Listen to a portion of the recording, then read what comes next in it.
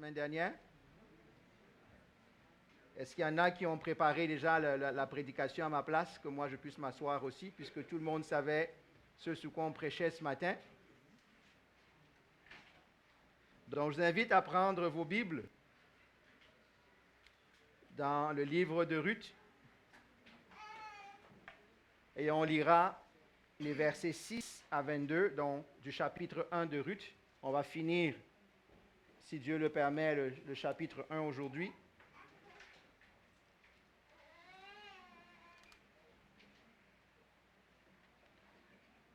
Donc, Ruth,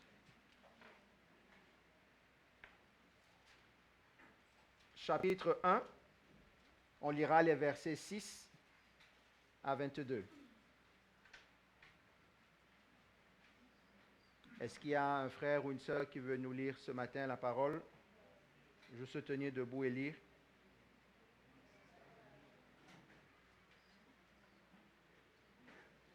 Lorsqu'elle apprit que l'Éternel était intervenu en faveur de son peuple et qu'il lui avait donné de quoi se nourrir, Noémie se mit en route avec ses deux belles filles pour rentrer du pays de Moab.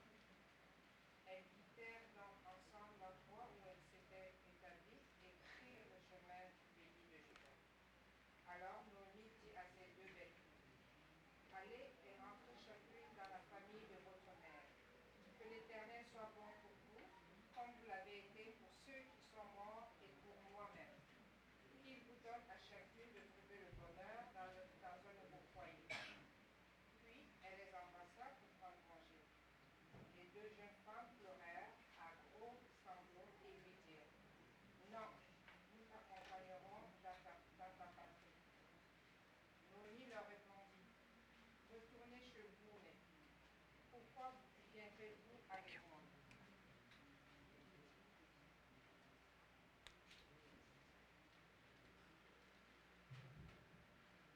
Je ne peux plus avoir d'épouse qui pourrait vous épouser. Retournez chez vous, mes filles, allez. Je suis trop âgée pour me remarier. Et même si je disais, j'ai de quoi espérer des enfants, je me donnerais un mari cette nuit, même et j'en aurais des fils. Attendriez-vous qu'ils aient grandi et renonceriez-vous pour cela à vous remarier? Bien sûr que non. Je suis bien plus affligée que vous, car l'Éternel est intervenu contre moi. Alors les deux belles filles se remirent à sangloter. Finalement, Orpah embrassa la belle-mère, mais Ruth resta avec elle. Noémie lui dit, regarde, ta belle-sœur est partie rejoindre son peuple et ses dieux. Fais comme elle, retourne chez les tiens. Mais Ruth lui répondit, n'insiste pas pour que je te quitte et que je me détourne de ta route. Partout où tu iras, j'irai. Où tu t'installeras, je m'installerai. Ton peuple sera mon peuple et ton Dieu sera mon Dieu. Là où tu mourras, je mourrai aussi et j'y serai enterré. Que l'Éternel me punisse avec la plus grande sévérité si autre chose que la mort me sépare de toi. Devant une telle résolution à la suite, Naomi cessa d'insister et elles s'en allèrent toutes deux ensemble jusqu'à Bethléem. Leur arrivée là-bas mit toute la localité en émoi. Est-ce bien là, Naomi, demandèrent les vieilles femmes? Elle leur répondit, ne m'appelez plus Naomi, l'heureuse. Appelez-moi Mara, l'affligée, car le Tout-Puissant m'a beaucoup affligée. Je suis partie d'ici comblée, et l'Éternel m'y fait revenir les mains vides. Alors pourquoi m'appeler encore Naomi quand l'Éternel s'est prononcé contre moi et que le Tout-Puissant m'a plongé dans l'affliction? C'est ainsi que Naomi et sa belle-fille, Ruth, la Moabite, revinrent des plaines de Moab. Lorsqu'elles arrivèrent à Bethléem, c'était le début de la moisson de l'orge. Amen. Seigneur, bénis ta parole ce matin. Aide-nous encore à en tirer, Seigneur, du nutriment pour notre esprit et pour nos vies, Seigneur Jésus. Seigneur, nous voulons, comme on l'a chanté la semaine dernière, ouvrir nos cœurs afin que tu nous parles. Nous voulons, Seigneur, que ta parole trouve un champ fertile en nous, Seigneur. Aide-nous à entendre, pas ce que l'orateur dit, mais ce que toi tu dis, Seigneur. Aide-nous, Seigneur, à manger encore à ta table ce matin, dans le nom de Jésus. Amen. une lecture un peu longue, mais je rappelle à ceux qui n'étaient pas là, on a commencé dimanche dernier à travailler ou à regarder le livre de Ruth, et on s'est rappelé que, que Ruth, avec son mari, Naomi avec son mari, qu'est-ce qu'elles font? Elles quittent Bethléem pour aller dans le pays de Moab. Pourquoi? Parce qu'il y a une famine.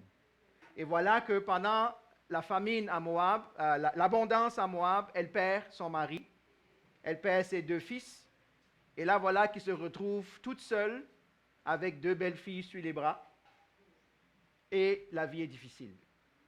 C'est ce qui arrive, c'est ce qui introduit ces versets que nous avons lus. Donc ce matin, on va regarder, si j'avais à titrer, je ne sais même pas comment titrer, c'est une série de décisions à prendre. Vous savez, des fois, quand on arrive dans certains moments de nos vies, il faut savoir prendre les bonnes décisions. On est d'accord? Il faut savoir dire, qu'est-ce que je fais? On va voir que les 3 personnages principaux de cette histoire-là ont toutes à prendre des décisions. Et il faut prendre la bonne. On avait déjà vu la semaine dernière que la décision de quitter Bethléem n'était pas une si bonne décision que ça. Parce qu'en quittant Bethléem, cette famille se soustrayait à la souveraineté de Dieu, se soustrayait à l'autorité de Dieu pour aller chercher le bonheur ailleurs. Et voilà que là où on pense que le bonheur se trouve, des fois c'est le malheur qui nous attend. Amen. Donc, je ne vais pas avoir à... faire une étude verset par verset me prendrait plusieurs semaines en continu. Donc, je vais prendre quelques bouts juste pour en tirer un enseignement et j'espère nous donner en nous ici quelques viandes à mâchouiller ou quelques os à ronger, dépendamment si vous êtes plus du type os ou du type chair, pourvu que chacun de vous y trouve son bonheur. Amen, c'est ce qui importe. Première personne, je vais juste lire les versets 6 et 7 et je partirai de là qu'on a ma première partie. Alors elle se leva, donc Naomi, elle et ses belles-filles, afin de quitter le pays de Moab. En effet, elle y avait appris que l'Éternel était intervenu en faveur de son peuple et lui avait donné du pain. Naomi est devant une situation. En passant, rien ne nous dit qu'à Moab, elle est dans la misère. Il y a probablement encore à manger à Moab. Mais à Moab, elle a un plus grand malheur. Elle se retrouve, comme j'ai dit tout à l'heure, sans mari, sans fils, avec 2 belles-filles, dans un pays étranger.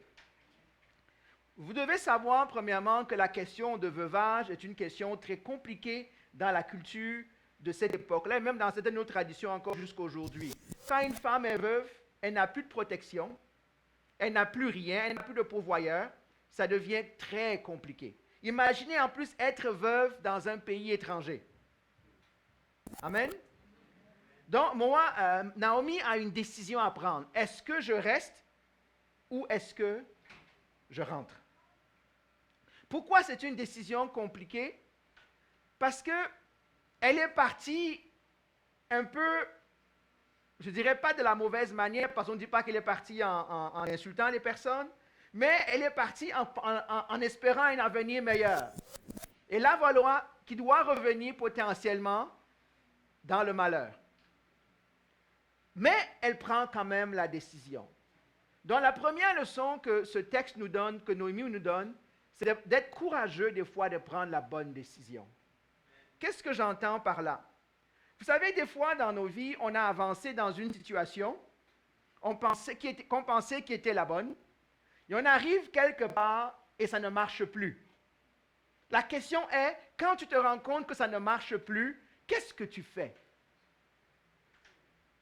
Beaucoup de personnes ont de la misère, en parlant en bon québécois, à faire quoi? À revenir en arrière.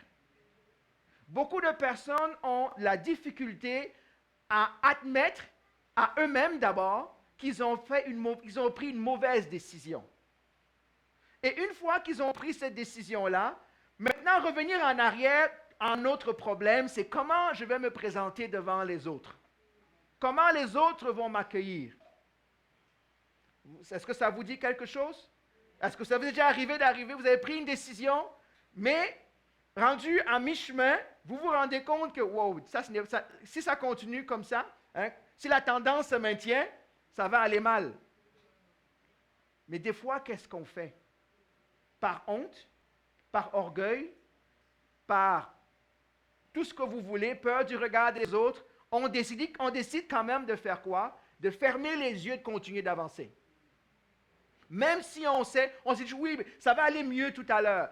Mais plus on fait ça, en général, quand on commence à s'éloigner de Dieu, ça ressemble à ça. Plus on avance, plus on se dit, ça va aller mieux. Plus Dieu va être avec moi. Il y en a, ça fait longtemps qu'ils ont quitté le Seigneur, mais ils disent encore, oui, on ne perd jamais son Seigneur, je suis toujours avec Dieu. À un moment donné, sache que tu t'es éloigné.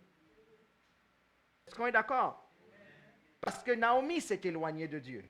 Elle est partie, je l'ai expliqué la semaine dernière, se mettre sous la protection de Dieu païen. Il y avait peut-être l'abondance là-bas, mais Dieu n'était pas là. Je ne vais pas refaire ma prêche de dimanche dernier. Souvent, on est aveuglé par cette honte. On est aveuglé par cet orgueil. On refuse de faire le chemin inverse. Peut-être que tu as quitté une assemblée et tu pensais que c'est la bonne décision et que Dieu te demande de retourner là-bas. Tu dis non, Seigneur, je ne peux pas retourner là-bas. Peut-être c'est une amitié que tu as brisée pour la mauvaise raison. Et tu ne sais pas comment retourner faire la paix. Donc tu trouves encore d'autres raisons pour dire que non, regarde, il n'a même pas encore changé. Il pense non. Si tu sais que tu as pris la mauvaise décision, aie le courage de faire quoi? De revenir sur tes pas. Admettre qu'on s'est trompé est des fois difficile. Vous savez, les gens qui partent veulent toujours revenir en grande pompe. Ils veulent toujours revenir en disant, regardez, j'avais raison de partir, j'ai réussi, c'était vraiment la main de Dieu. Et des fois, les gens vont venir avec cette attitude, mais vous vous rendez compte que c'est vide. Parce que tu as envie de lui dire, mais au fait, pourquoi tu es revenu alors, si c'était si bien là-bas? On ne sait pas revenir. Mais laissez-moi aussi nous dire une chose à ce propos. Des fois, nous ne savons pas accueillir ceux qui reviennent. Parce que pour revenir quelque part, il faut aussi qu'on m'accepte. Des fois, les gens ont fait des erreurs, et quand ils reviennent au milieu de nous, qu'est-ce qu'on fait? On juge, ça commence à parler. Où est la grâce? Et peut-être que des fois, certaines personnes ne veulent pas revenir parce que quoi? Ils savent ce qui les attend. Ils savent comment on va les accueillir. Et nous-mêmes, nous devenons un frein à la restauration de Dieu. Et donc, qu'est-ce qu'ils font? Ils continuent d'aller parce qu'ils ne savent plus où aller. Donc, Naomi commence cette parole en nous disant quoi? Savoir revenir de ses erreurs. Ça prend une grande personne pour reconnaître ses erreurs. Ça prend une grande personne pour reconnaître ses erreurs. On nous apprend là-dehors qu'il ne faut pas admettre ses erreurs, il faut être tough. Non, non. Quand tu as fait une erreur, reviens. Beaucoup de personnes ont lâché la main de Dieu. En passant, je voudrais juste qu'on s'entende tous. On a tous des défis dans la vie. Hein? Donc, avant de commencer à penser à quelqu'un, quand je parle, pense à toi-même. Parce que ce n'est pas un message pour quelqu'un d'autre, c'est un message pour chacun de nous. Il faut savoir. Parce que ça arrive. Des fois, qui n'a pris que de bonnes décisions dans sa vie? Si levez la main, on va voir. Je veux voir c'est qui ne comprend pas le français et qui va lever la main. Théo, ok, Théo, c'était juste en train de se moucher. Ok, j'ai eu peur que Théo lève la main. J'allais demander à quelqu'un de me traduire ça en togolais parce qu'il n'a pas compris la question. On fait tous des erreurs. Il n'y a pas d'amen, hein? Mais c'est vrai. On prend tous de bonnes décisions à un moment donné. La question n'est pas de savoir est-ce que tu vas prendre de bonnes décisions. La question est de savoir quand tu as pris une mauvaise décision, qu'est-ce que tu fais après? Parce que si tu es vraiment avec Dieu, Dieu va toujours te rappeler, regarde, je t'avais dit, tu as pris une mauvaise décision. Humble yourself and come back. En passant, revenir à Dieu passe des fois aussi par revenir par des hommes. Parce qu'on a peur que les autres vont dire, regarde, tu es parti, tu as insulté, tu as lavé tout le monde, comme on dirait au quartier, tu as insulté tout le monde en partant, là maintenant il faut revenir. Tu ne sais plus comment revenir. Voilà la décision courageuse de Naomi. Imaginez, elle est partie toute fière. Hein? Là, on l'a lu dans la fin du chapitre, elle revient comme ça. Ne m'appelez plus l'heureuse, appelez-moi la mère, parce que je suis amère. Dieu m'a jugé, ou Dieu s'en est pris à moi. La vie était difficile. La bonne nouvelle que j'aimerais donner à chacun d'entre nous ici, c'est que quel que soit ce que tu as fait avec l'offre de Dieu, Dieu est toujours le Dieu qui est prêt à te accepter si tu reviens à lui d'un cœur sincère. Arrête d'écouter le mensonge de l'ennemi qui dit, regarde, tu es déjà allé trop loin, Dieu ne peut plus te pardonner. Ce n'est pas vrai. Il n'y a rien que tu peux avoir fait dans ta vie que le sang de Christ ne puisse laver. Arrêtons d'écouter la voix de l'ennemi qui nous enferme dans une logique. Et c'est drôle comment, quand vous tombez dans ces logiques-là, il y a toujours des amis, entre guillemets, qui vous donnent toujours les mauvais conseils. Regarde, tu ne peux plus. Même moi, j'ai essayé. Non, reviens à Dieu. Reviens à Dieu. Reviens à Dieu. Peut-être certains parmi vous, vous êtes nés à l'église. Vous avez marché avec Dieu le temps que vous étiez jeune. Puis la vie vous a montré que non, il y a d'autres choses à découvrir dans la vie. Vous avez cru que finalement, vous avez compris plus que Dieu, plus que tous ceux qui étaient là avant vous. Et là, tu ne sais pas comment revenir. Les doctorats ne vont pas te satisfaire. Les comptes en banque ne vont pas satisfaire. Le mariage ne va pas te donner ce que Dieu te donne. Il n'y a aucune raison, quelle que soit la raison pour laquelle tu as peut-être abandonné la main de Dieu. S'il te plaît. Ou peut-être tu es en train de vouloir lâcher sa main, je ne sais pas. Des fois, ça prend de lâcher la main pour pouvoir mieux revenir aussi.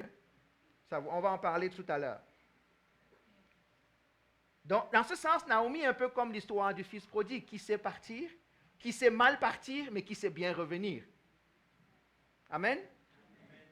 Le verset 6 finit avec ceci en disant, Dieu était intervenu en faveur de son peuple, il avait donné du pain. Rappelez-vous, cette histoire a commencé avec une ironie. Bethléem veut dire quoi? La maison du pain. L'histoire commence avec la maison du pain qui ne fait plus de pain.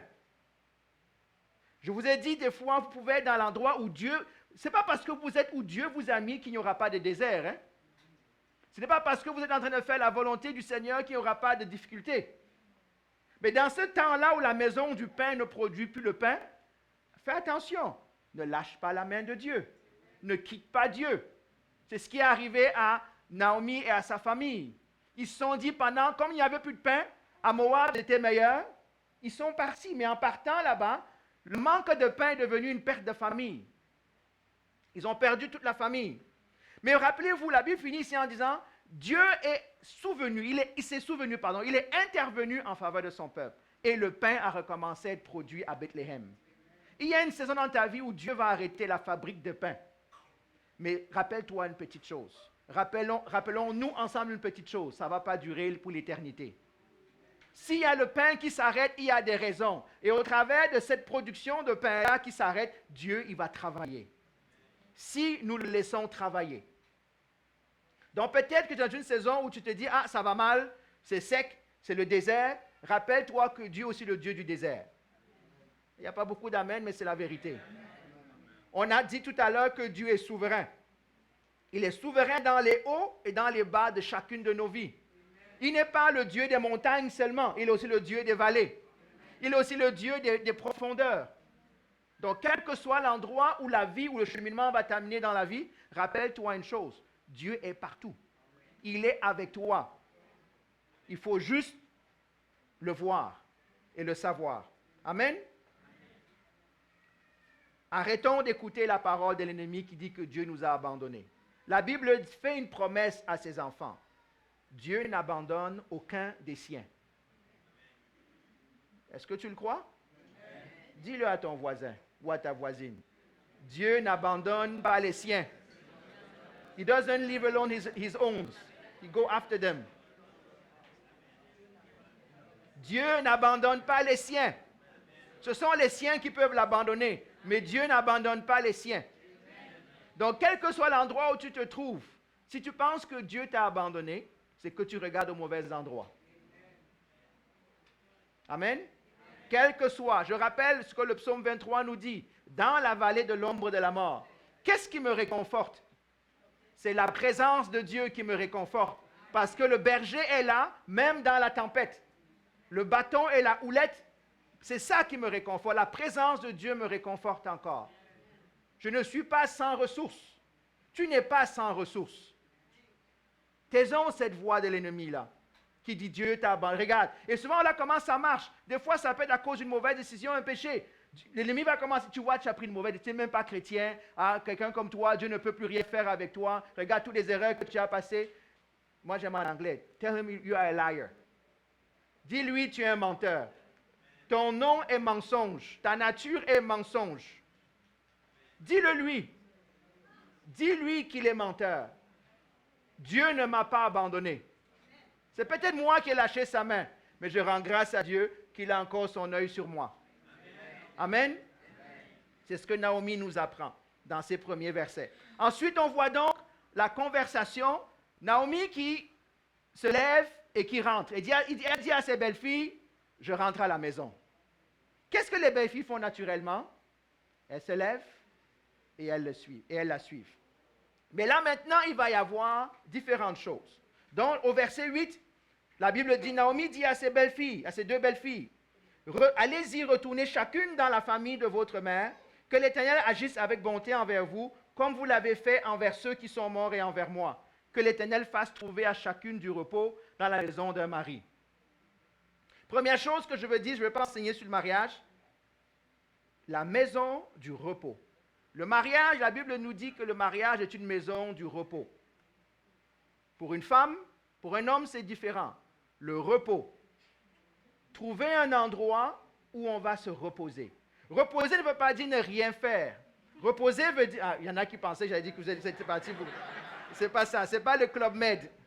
OK? Vous devez savoir qu'en ce moment... Tu ne te reposes pas, Debbie? OK. Satan attaque le mariage. Satan détruit les mariages. Le mariage n'est plus devenu un lieu de repos, c'est devenu un lieu de bataille. C'est devenu un champ où chacun détermine son autorité. C'est complètement détruit par le plan de l'ennemi. Ça veut dire quoi être un lieu de repos? Je ne vais pas enseigner en profondeur dessus. Ça veut dire quoi? J'aimerais faire quelques parallèles dans les Écritures pour que vous compreniez la notion de repos. Premièrement, la Bible dit que le 7e jour, qu'est-ce que Dieu a fait? L'œuvre de Dieu est au repos. Et ça veut dire qu'il ne travaille plus? Non. Mais il est reposé. Ça veut dire quoi? Que c'est accompli. C'est je suis établi. Je suis établi. On parle donc du repos de Dieu. Dans l'Ancien Testament, la terre promise était appelée quoi? La terre du repos. N'est-ce pas? Et pourtant, il devait aller dans la terre, qui est la promesse de Dieu, et se battre, occuper la terre. Mais c'était quand même le lieu du repos. Le salut est présenté comme quoi? Le repos de l'âme. La notion du repos est tout au long des Écritures en prévision de quoi? Du repos éternel. La vie éternelle avec Christ pour l'éternité. Donc, qu'est-ce que ça parle? Ça parle d'un endroit de protection. Ça parle d'un endroit de provision. Est-ce que vous me suivez? Le mariage est cet endroit-là. La femme représente ici l'Église. Le mari représente Dieu d'une certaine manière. L'endroit où j'ai la provision. L'endroit où j'ai la protection. C'est le rôle du mari, selon le plan de Dieu. C'est un endroit de quoi? Où on plante racines, où on s'établit.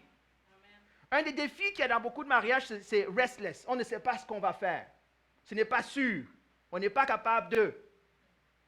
Il n'y a pas de racines qui s'établissent. On n'a pas de certitude. Et c'est ça que le mariage vient faire par rapport à l'union libre. L'union libre, c'est OK, chacun s'organise, on s'aime un temps. Si ça dure 40 ans, tant mieux, sinon, c'est fini. On n'a pas cette certitude-là. On n'a pas cette stabilité qui s'établit. On peut regarder vers l'avenir. Vous êtes d'accord avec moi que quand il n'y a pas de stabilité, c'est difficile de regarder vers l'avenir? De planifier sa vie sans voir demain? Le mariage, c'est un lieu de repos. Quand tu te reposes, tu peux penser à ces choses-là. Tu peux regarder plus loin. Ça ne veut pas dire que c'est un endroit sans épreuve et sans difficulté.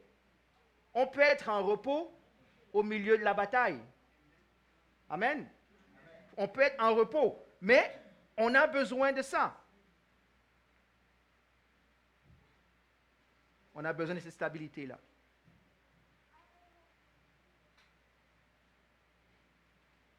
le besoin d'une femme et d'un homme dans le mariage sont complètement différents.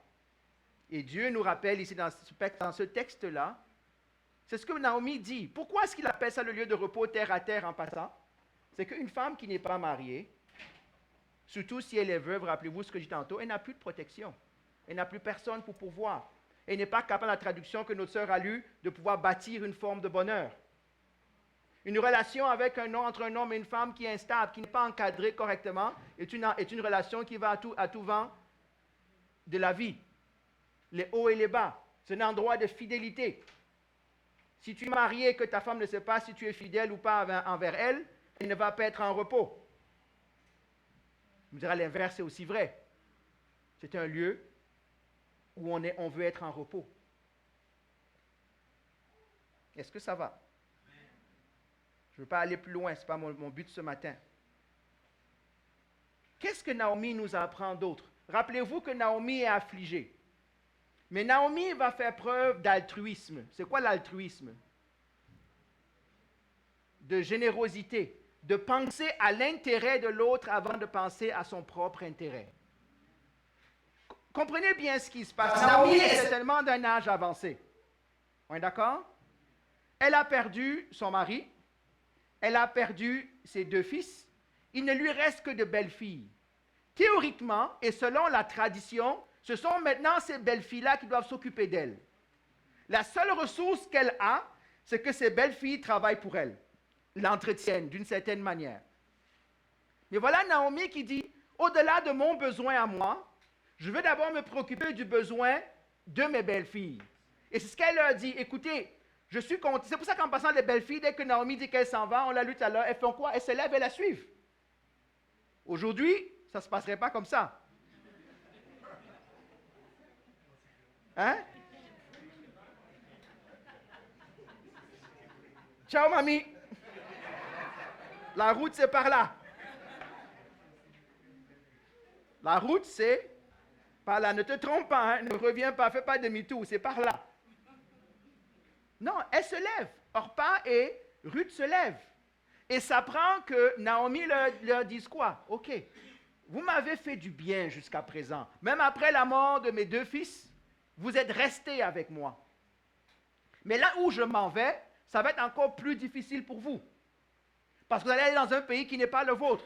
Vous allez aller vers un peuple qui n'est pas le vôtre. Vous allez vers des traditions qui ne sont pas les vôtres. Retournez, je vous libère de votre engagement. Il faut comprendre que quand on se marie, à cette époque-là en tout cas, et même maintenant, il y a une forme de serment qui se passe. Le serment, quand vous prêtez serment devant l'autel, hein, on n'aime plus trop faire les serments, on aime maintenant faire comment on appelle ça, les échanges de vœux. Le tu es beau, le je t'aime, les ceci. On a enlevé tout ce qui disait avant à la mort ou à la vie, dans les bons moments, dans les mauvais moments. Il y a beaucoup qui enlèvent ça. Mais c'est ça que ça veut dire. Dans les bons, comme dans les mauvais moments, je vais te rester fidèle. Et ce que ça veut dire là, c'est que même si le mari est mort, il y a une partie des responsabilités que les belles-filles ont encore de s'occuper de leur belle-mère. Elle est devenue leur mère. Parce qu'en se mariant, dans cette culture-là, comme dans certaines cultures dans la salle, la femme quitte la famille, sa famille à elle, et elle s'en va dans la famille du mari. Elle n'est même plus, dans certains coins dans nos villages, on n'enterre même pas les femmes dans leur village. Tu dois être enterré chez ton mari. Parce que tu n'appartiens plus à la famille. Ce n'est pas négatif. En passant, ne prenez pas ça mal. Hein? Ceux qui ne sont pas habitués à ça, ne prenez pas ça mal. C'est d'ailleurs pour ça que certaines personnes, dans les traditions, la femme prend le nom du mari parce qu'elle quitte sa famille pour entrer dans une nouvelle famille. Elle appartient à cette famille. Ce n'est pas une perte d'identité. Il faut bien que je comprends maintenant, c'est un autre défi. Ça n'a rien à voir avec ça. Ça à voir, c'est le symbole de dire maintenant, j'appartiens à cette famille-là. Je m'identifie à cette famille-là. Et les besoins et les enjeux de cette famille-là, ce sont mes enjeux et mes besoins à satisfaire. Amen? Et donc, elles comprennent ça. C'est pour ça qu'elles suivent leur belle-mère.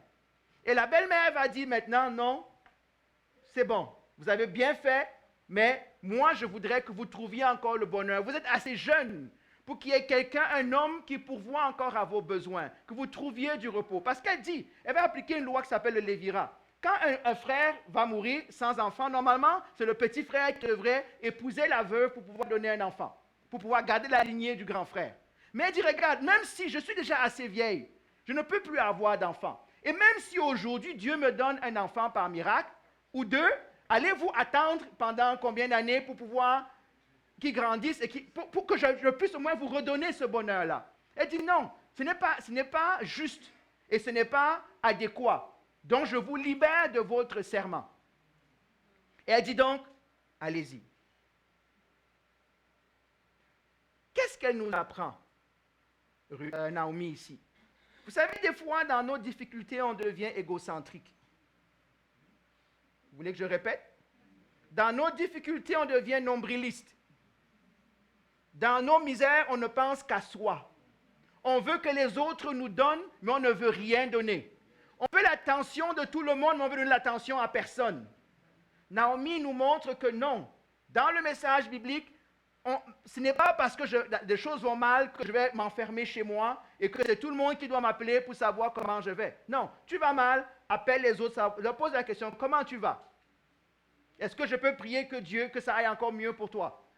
Mais nous, dans la culture moderne qu'on a, et c'est la chair en passant. La chair meurtrie se replie sur elle-même. C'est un réflexe, je dirais, naturel.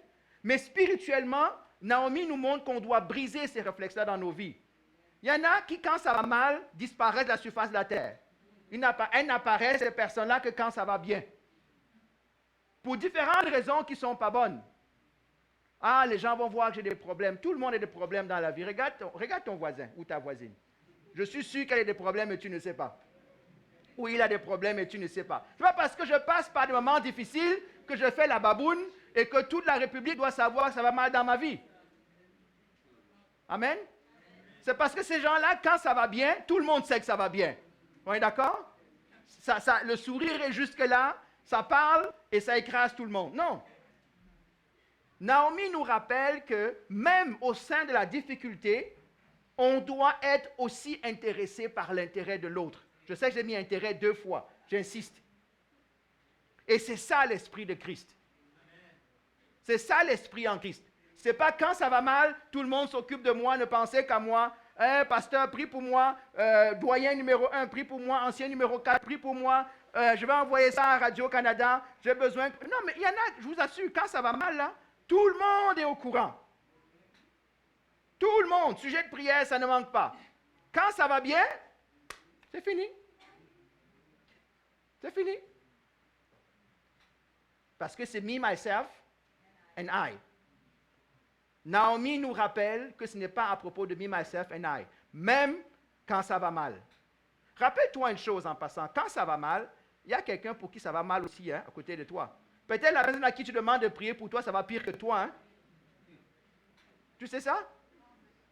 C'est vrai? Malheureusement, on vit comme des égoïstes et des égocentriques. C'est me, myself,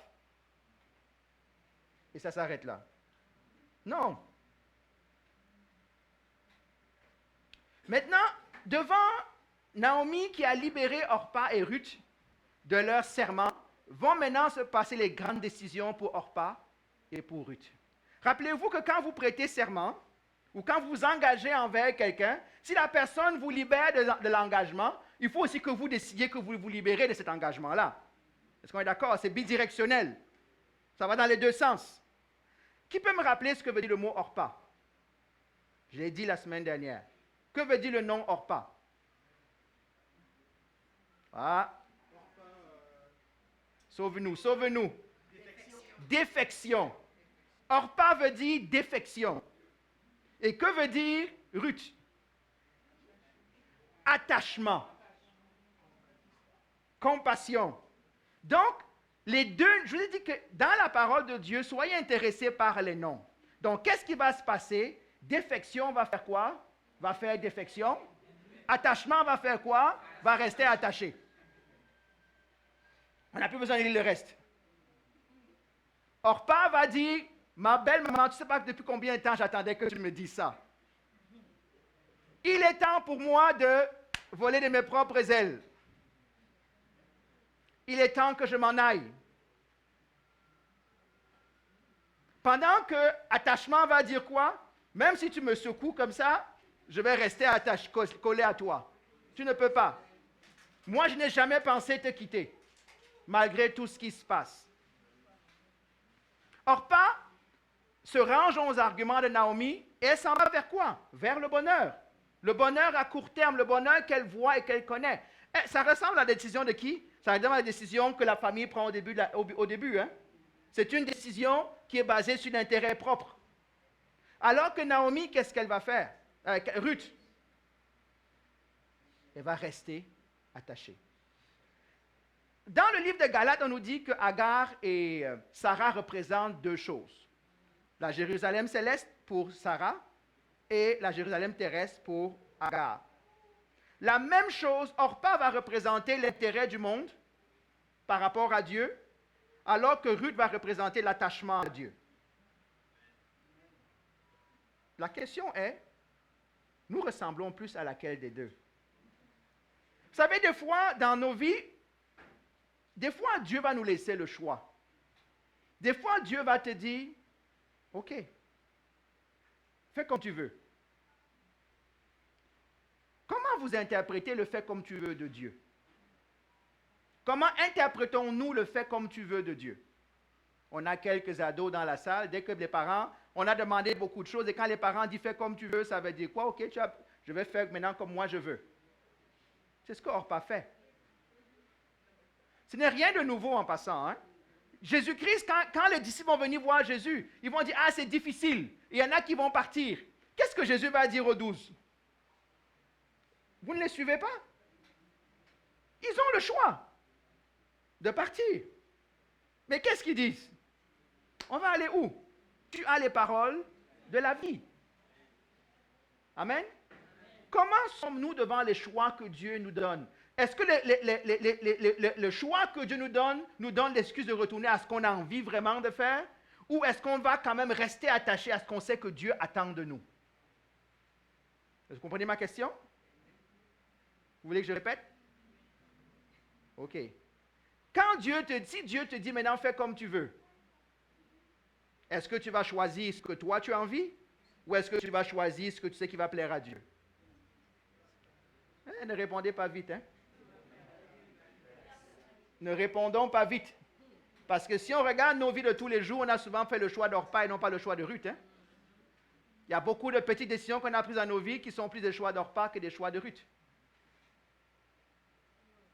C'est une question de quoi? Des décisions. Orpa représente le côté charnel de notre vie en Christ, alors que Ruth représente le côté spirituel. Et cette bataille-là, Paul nous dit qu'elle est en quoi? Elle est en nous tous les jours. La bataille entre les désirs de la chair et les désirs de quoi? De l'esprit. Comment ça va cette bataille dans ta vie? Comment ça va cette bataille dans ma vie? Si tu n'as pas cette bataille, il faut que tu viennes me voir parce qu'il y a un autre problème dans ce cas-là. Tout chrétien réel a cette bataille en lui, a ce tiraillement en lui. Et c'est tout à fait normal. Tu montres ton amour envers Dieu par les choix que tu fais, volontairement, et non pas sous la contrainte. Regardez ce qui se passe. Ruth et Orpa se sont levées pour suivre Naomi. Pourquoi? Elles étaient liées à quoi? Au serment qu'elles ont prêté dans le mariage. On est d'accord? Maintenant, Naomi dit, moi j'enlève ma main. Faites ce que vous voulez. Maintenant, c'est de savoir, est-ce que je reste accroché à mon serment ou pas? Est-ce que je maintiens cette parole-là? Est-ce que ça va? Une autre leçon qu'on peut tirer de cet enseignement-là. Faisons attention aux petits Orpa, des décisions d'Orpa qu'on prend dans nos vies. On a toujours le choix de ne pas nécessairement mentir ou de mentir. C'est vrai ça? On a le choix de ne pas être tout à fait vrai. Ce n'est pas encore une question de perte de salut, hein, ce que je dis là. C'est déjà quand je marche avec Dieu, comment sont mes petits choix dans ma vie? Comment les choses se passent? Mais voilà, je vais m'attarder maintenant sur Ruth. Ruth dit, voici ce que Naomi dit à Ruth au verset 15, versets 15 à 17. Naomi dit à Ruth, tu vois, ta belle-sœur est retournée vers son peuple et vers ses dieux. Retourne chez toi comme elle. Ruth répondit, ne me pousse pas à te laisser, à repartir loin de toi. Où tu iras, j'irai. Quand on dit ton pied, mon pied, c'est comme ça qu'on dit quelque part. OK? Où tu iras, j'irai. Où tu habiteras, j'habiterai. Ton peuple sera mon peuple et ton Dieu sera mon Dieu. Où tu mourras, je mourrai. Et j'y serai enterré. Que l'Éternel me traite avec la plus grande sévérité, si autre chose que la mort me sépare de toi. En passant, je ne vais pas enseigner dessus ce matin. Le mot l'Éternel ici, c'est le mot Yahweh. C'est le nom personnel, c'est le nom de Dieu. C'est pas, elle emploie un nom propre de Dieu. Elle n'emploie pas juste un nom générique de Dieu. Elle dit que, donc, elle montre qu'il y a une forme de relation personnelle qui se crée entre Ruth et Dieu, le Dieu d'Israël, qui devient personnel. C'est la seule fois en passant dans ce livre où on va employer le mot l'Éternel avec ce nom-là. Et c'est une non-juive qui va appliquer. J'ai dit la semaine dernière, ce livre est un petit miracle. L'héroïne, c'est une femme. Et pire, c'est une héroïne qui n'est pas d'origine juive. Amen?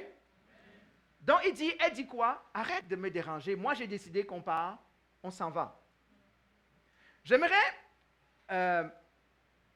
toujours en illustrant, voir quelques petites choses que Ruth représente ici. La première chose, si vous ouvrez vos yeux, pas qu'ils étaient fermés, mais ouvrez-les un peu plus. Ruth, l'engagement de Ruth qu'on vient de lire représente quoi? L'engagement que Dieu attend du chrétien. Ruth représente le véritable salut que nous devons avoir en Christ. Et cela doit nous interpeller. En quoi est-ce que c'est le cas, vous me direz? Première chose qui est demandée d'un chrétien, c'est être fidèle à quoi? À la parole, à la prière du salut qu'on a faite. Qui a fait une prière du salut ici? Bien, cette prière du salut a dit en peu de mots, Seigneur, je t'appartiens, tu es mon sauveur et tu es mon Seigneur. Amen. C'est ça que ça veut dire. Combien de fois restons-nous fidèles à cette alliance-là? Parce que quand on a fait la prière du salut, je rappelle, on a fait alliance.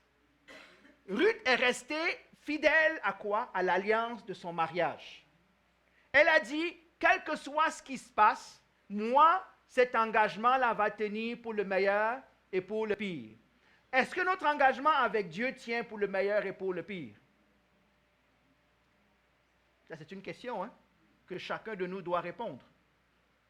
Est-ce que mon engagement avec Dieu tient par... Est-ce que j'ai pensé ce que j'ai dit? Il y en a qui font des prières de salut un peu trop vite. Il y en a qui font des prières de salut comme une machine. Non, ça veut dire quelque chose. Vous savez, la chose la plus importante entre vous et Dieu et entre Dieu et nous, vous savez c'est quoi? C'est notre parole. C'est pour ça que Dieu dit ne brise pas ton serment. Il est préférable de ne rien dire que de promettre et de ne pas faire. C'est vrai ça? Parce que la parole, maintenant on vit dans une société où la parole ne veut plus rien dire. J'ai dit A, je voulais dire B, qu'en fait j'avais entendu C. Non, la parole veut dire. Donc, première chose, elle nous rappelle, Ruth, la fidélité qu'on doit avoir dans notre engagement. C'est ce qui est attendu du chrétien. Deuxième chose, le christianisme, la marche avec Christ commence par quoi? Par se détourner de son passé. En marchant avec Dieu, en suivant Naomi, qu'est-ce que Ruth fait? À votre avis, elle renonce à son peuple, elle renonce à ses dieux, elle renonce à sa famille, elle renonce à tout ce qui est derrière elle.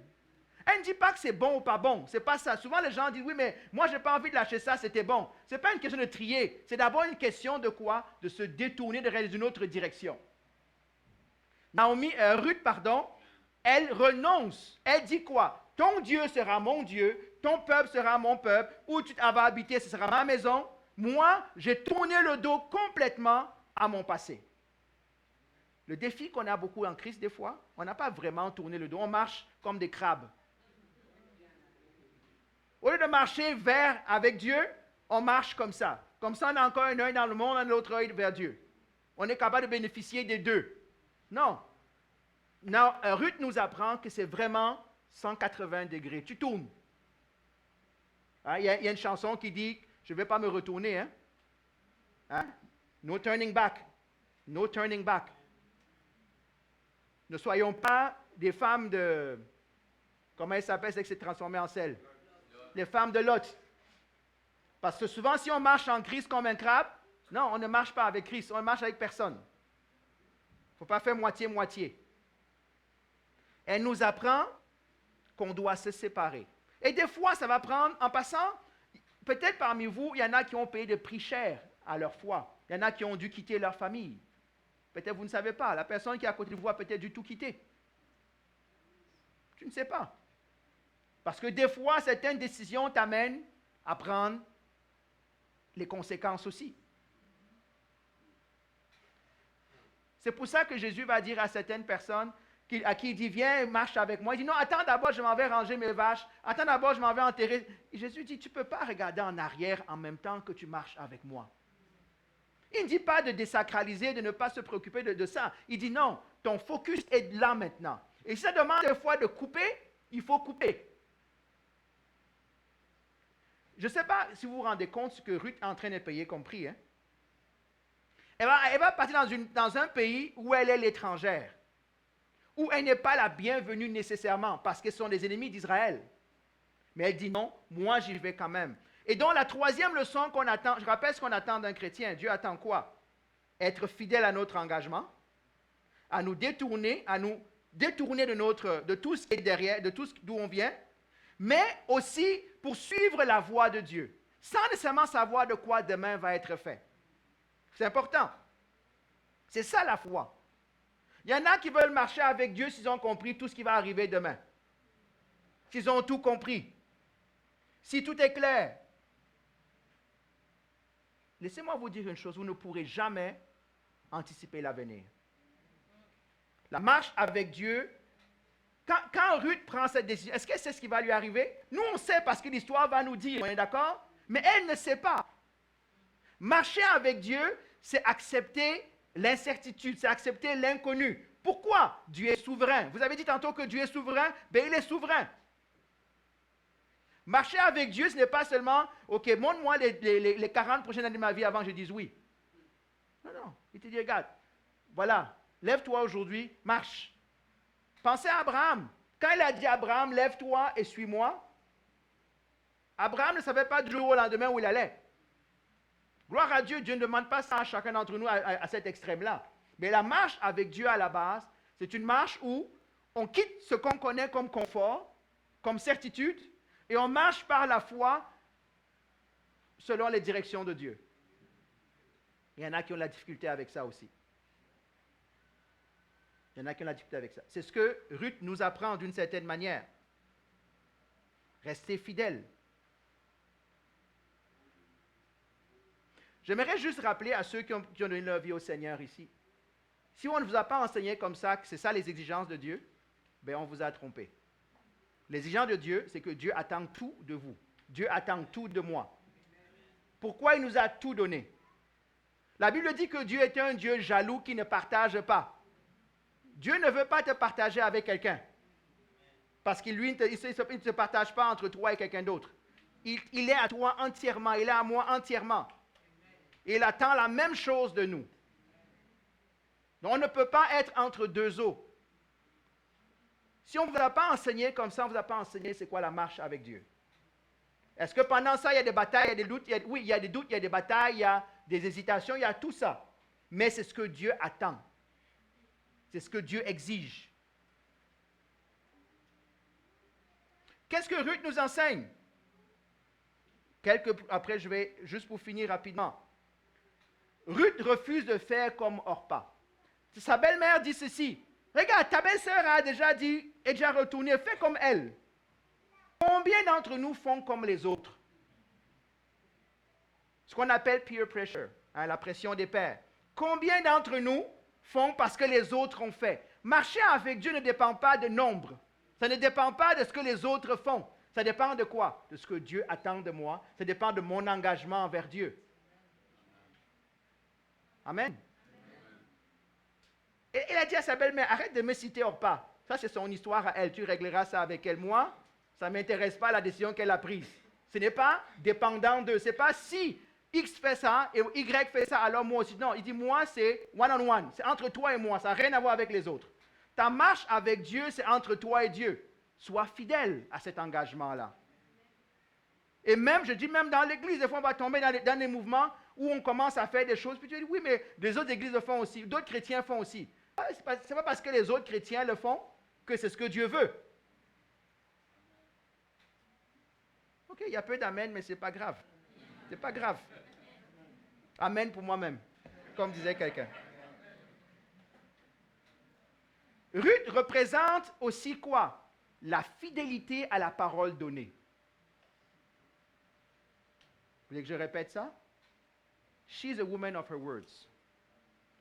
Ruth représente la fidélité à la parole donnée. Beaucoup d'entre nous, nous reprenons nos paroles quand les difficultés commencent. Ruth a dit, moi je me suis engagé dans cette famille, moi quel que soit ce qui se passe, je reste là-dedans. Et je fais du mieux que je peux pour que tout aille bien. Ruth reste fidèle à la parole donnée. Êtes-vous des personnes de parole? Sommes-nous des personnes de parole envers nos amis, envers nos employés, envers nos conjoints, envers nos enfants ou envers nos parents? Sommes-nous des personnes de parole? Est-ce que ta parole veut dire quelque chose à ceux qui sont autour de toi? Ou quand tu as dit oui, on ne sait pas si tu as vraiment dit oui. Ou quand tu as dit ceci, on ne sait pas vraiment. Ou quand tu as promis que tu vas faire quelque chose, est-ce que tu le fais? Ou bien tu es très prompt, ou suis-je très prompt à trouver l'excuse pour ne pas respecter mon engagement? Amen. La Bible dit ceci en passant. Hein? Je n'enseigne pas le Nouveau Testament sur ce texte, mais c'est le Nouveau Testament. Que ton oui soit oui et que ton non soit non. Que ta parole soit parole. Qu'elle soit bancable.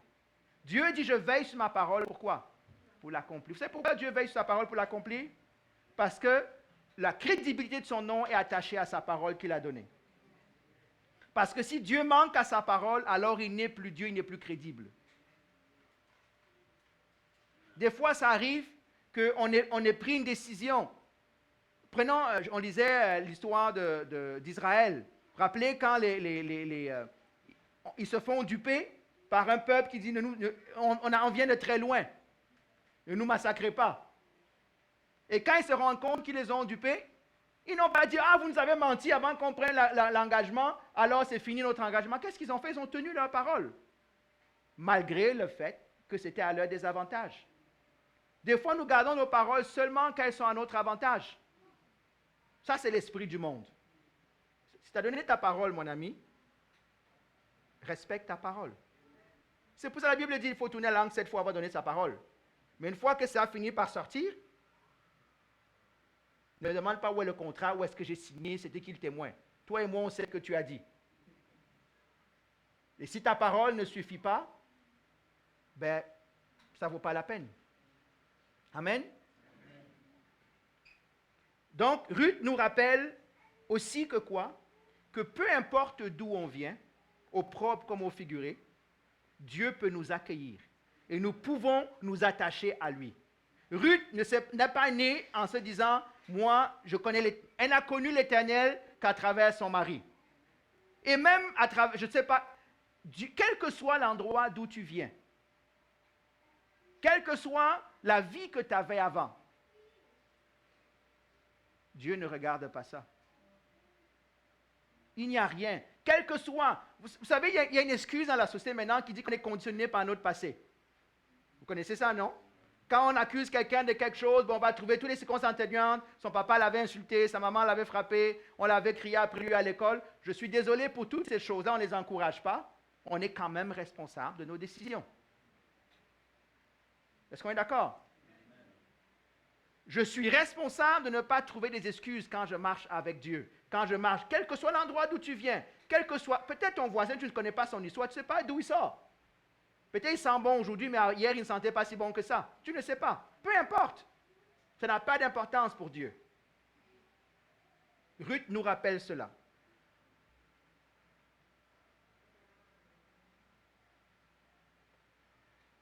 Il me reste 5 minutes. À la fin du chapitre maintenant, on nous raconte quoi la dernière partie? C'est Naomi qui arrive où? À Bethléem. Naomi dit, ne m'appelez plus la bienheureuse, appelez-moi la mère. Je suis partie, j'étais dans l'abondance. Me voilà qui revient les mains vides. N'est-ce pas drôle qu'elle nous raconte tout ça de cette manière-là? Vous savez quoi? On ne sait jamais ce qu'on a entre les mains jusqu'à ce qu'on perde, on perde cette chose-là. Hein? Au verset 1, quand il partait, elle avait un mari, elle avait 2 fils, mais il trouvait que c'était pas assez. Il fallait du pain. Il fallait d'autres choses qu'ils sont allés chercher ailleurs. Mais là, voilà qu'il revient maintenant, sans le mari, sans les enfants, mais avec du pain, mais elle revient quand même les mains vides. Il y a des choses dans nos vies que nous avons, que nous ne savons pas. La valeur, jusqu'à ce qu'on ne l'ait plus, ces choses-là, ou ces personnes dans nos vies. C'est pour ça que Paul apprend une chose qui est un principe biblique, le contentement. Vous savez c'est quoi le contentement? C'est l'opposé de la convoitise. Ai-je appris à me contenter et à apprécier ce que j'ai? Ou bien c'est toujours ce que l'autre a que je veux? Amen? On ne réalise pas ce qu'on a vraiment jusqu'à ce qu'on le perde. Peut-être c'est arrivé à certains d'entre vous ici. Il y a des choses que vous aviez avant. Ça ne comptait pas. Hein? Ça peut être la santé, ça peut être tout un tas de bonnes choses. Autre chose pour moi qui est importante, l'aveuglement de la douleur et de l'amertume. Regardez encore ce que Naomi dit. Naomi dit, ne m'appelez plus bienheureuse, appelez-moi amère. Je suis partie, j'étais dans l'abondance, on vient d'en parler, je reviens et j'ai les mains vides. Le problème quand nous ne voyons la vie qu'à travers nos blessures, c'est qu'on ne voit même plus ce qu'on a.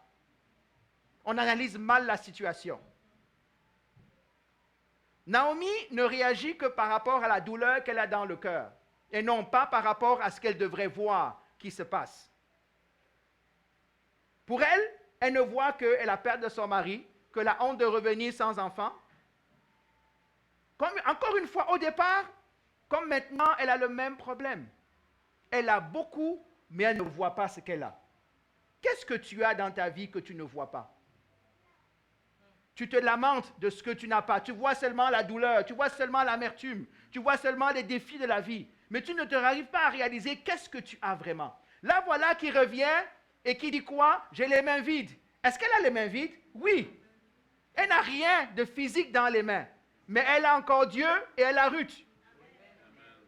En ce moment, elle est en train de ne pas voir Ruth. Mais nous savons tous ce que Ruth va devenir pour elle. Et pourtant, quand elle arrive, elle ne dit pas « Wow, je suis parti avec 2 filles, je reviens avec une belle fille. » Pour elle, à ce moment-là, Ruth ne représente rien du tout. Pour elle, Dieu l'a abandonnée. Elle le dit, Dieu l'a jugée. Si elle est là, c'est peut-être sa faute, mais Dieu l'a quand même lâchée. Ce n'est pas normal. Quel est ce Dieu-là qui va tuer mon mari, qui va tuer mes 2 garçons et qui va me ramener veuve sans aucune provision dans ma terre, la tête entre les jambes? Qu'est-ce que tu as dans ta vie que tu ne vois pas? Quelles sont les choses? Je vous dis, si nous ne faisons pas attention, nous voyons seulement la vie qu'à travers les lunettes de nos blessures. Et quand vous voyez la vie à travers vos blessures, vous ne voyez plus rien. Que ce soit à travers l'amertume, que ce soit à travers la colère, que ce soit à travers la haine, que ce soit à travers la tristesse, que ce soit à travers la dépression.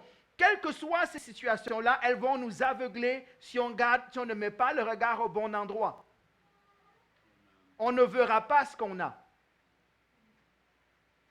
Elle a Dieu, elle a Ruth. Peut-être dans tes difficultés, tu as méprisé des personnes que Dieu a amenées auprès de toi. On lui demandait, elle avait déjà renvoyé Ruth.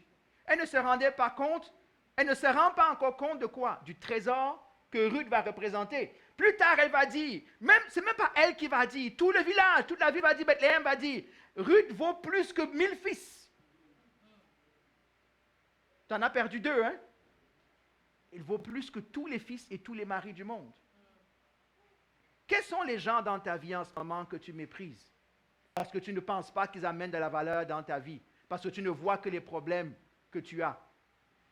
les difficultés que tu as.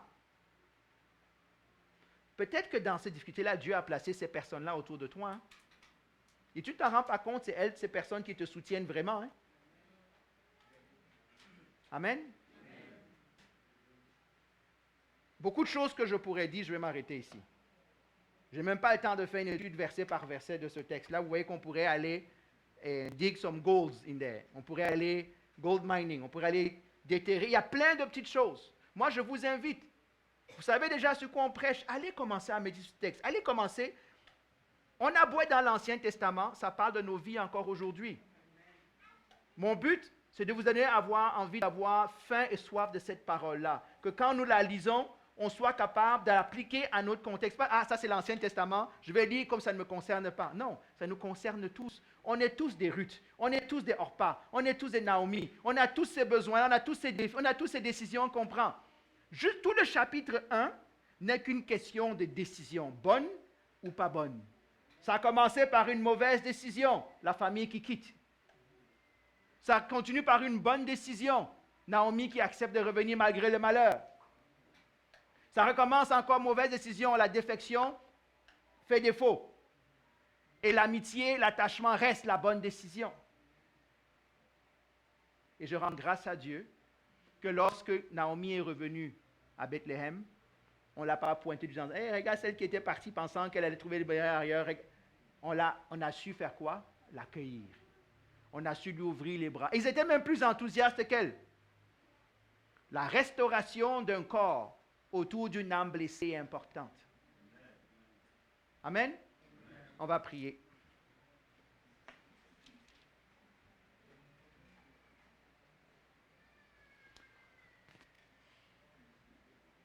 Seigneur, nous voulons te bénir et te rendre grâce, nous voulons t'exalter. Nous voulons remettre, Seigneur, toutes choses entre tes mains, Seigneur.